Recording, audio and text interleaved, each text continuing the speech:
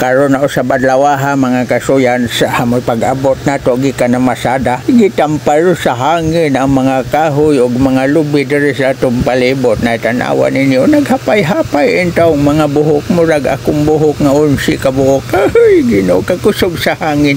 Pero kani adto sa bukid pa may magkatawa mi ani. Kay nang nindot kay dito sa bukid sa una og kusog ang baguro sa hangin, makuha dayon ko sa akong tinaguang tabanog. Akong palaparon kay wa may hasol tog taghoy-taghoy ngitag hangin.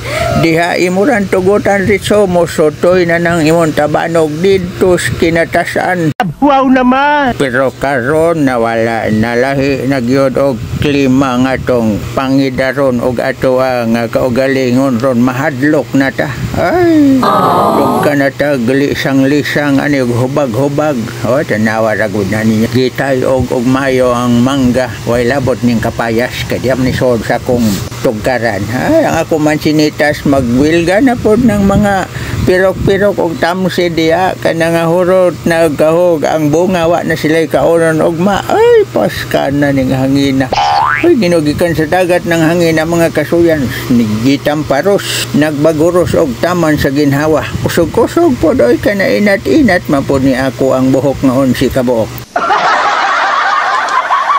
Samtang dito tagikas gawas ni sud are kay basid og matagakan tatong mga laya nga mga sangas kahoy dito sa gawas na. Mora diata sulod diri sa may kusina dapit di taspultahan magkuha ta og mga weather update pero di ata sa safety nga lugar.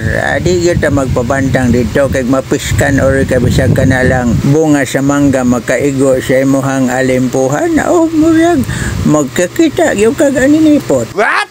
Pagkataon-taon anay nilurang-lurang na ang hangin di na kay kusog nya pabugso na lang naning dagom na pud og tama ning suol na pud ni ningiob na pud ning among dapit diri kay mo manggid ni among dapit otora kanang uli ng taga dito sa Tumoy, mga trabahante dito sa Tumoy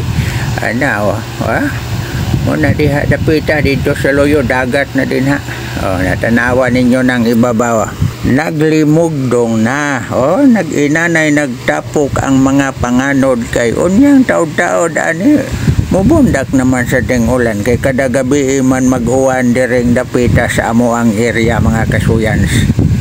Muna dito sa Tumoy katong akong giblog nga gidalaan si Iro.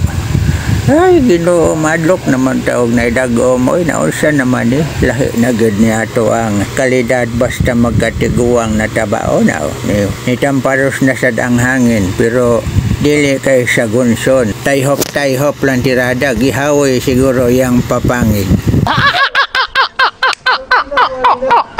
Ay, paskan na ginin trabaho. Ay, mapagani pag-abot na to, gikan na masada. Yun na pa, musulod sa ako kay mga pikoy. Ay, mabuang yung tani.